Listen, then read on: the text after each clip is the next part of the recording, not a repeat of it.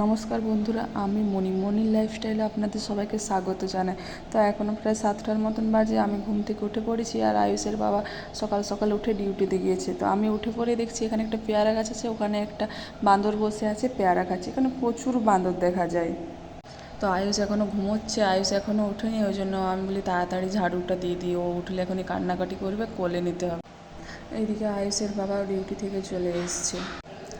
আকাশটা আজ একটু মেঘলা মেঘলা আছে, মনে হচ্ছে বৃষ্টি হবে।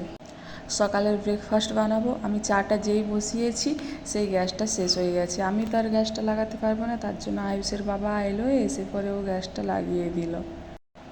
আজকে ব্রেকফাস্টে বানালাম রুটি আর ছোলার ডালে আলুতে সবজি। ডালটা এখনও হয়নি, হচ্ছে।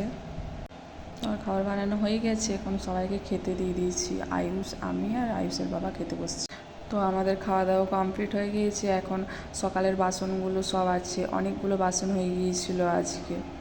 সেই বাসনগুলো আমি তাড়াতাড়ি করে ধুয়ে নিলাম, এবারে বাকি কাজগুলো করব। তো সকালে সব কাজ করে স্নান করে রেডি হয়ে রান্না চাপিয়েছি। এখানে ভাত বসিয়েছি আর এখানে মুসুরের ডাল সেদ্ধ করেছি। আজকে আলু পোস্ত করব, তার জন্য পোস্তটা আগের থেকে ভিজিয়ে রেখেছি। আগের থেকে ভিজিয়ে রাখলে পোস্তটা ভালো ফ্রেশ হয়। পরশু মার্কেটে গিয়েছিলাম, এই শাকগুলো নিয়ে এসেছি। কালকে অর্ধেকগুলো করেছিলাম, আর আজকে বের করে দেখছি শাকগুলো হলুদ হলুদ হয়ে গিয়েছে। তো এটাই বেছে পরে যতটা করা যায়। এই ভেন্ডিগুলো ভাজা করব। শাকটা বেছে অনেকটাই ফেলা গিয়েছে, আর অল্পর মতো পেয়েছি ভাজা করার জন্য। আরেকটা শাক ছিল, ওটাও মিশিয়ে দিয়েছি, দিয়ে পরে দুটো শাক একসাথে ভাজা করব। তো আমার রান্না প্রায় হয়ে এসছে। এখানে করেছি ভাত, মুসুরির ডাল, শাক ভাজা আর ভেন্ডি ভাজা। আলু পোস্ত করেছি। তো আলু পোস্তটা আয়ুষের জন্য বিনা ঝালে তুলে রেখেছি, আর এটাতে আমরা লঙ্কা দিয়েছি। আয়ুষ ঝাল খেতে পারে না, তো আমরা তিনজনে খেতে বসে পড়েছি। আয়ুষের বাবা খাওয়া শুরু করে দিয়েছে। আয়ুষ ফোন নিয়ে বসে পড়েছে, ওকে তো খাইয়ে দিতে হবে। আমাদের খাওয়া হয়ে এসছে, আয়ুষের এখনও খাওয়া হয়নি, ওকে তার জন্য আমি খাইয়ে দিচ্ছি। আয়ুষের বাবা খাবার খেয়ে রেডি হয়ে বেরিয়ে পড়লো ডিউটিতে। আসবে সেই 2:30-3টের দিকে। আমি দুধটা গরম করে নিচ্ছি। আয়ুষ আর আয়ুষের বাবা ঘুমোচ্ছে, আয়ুষকে উঠলে খাওয়াবো, তার জন্য গরম করে নিই।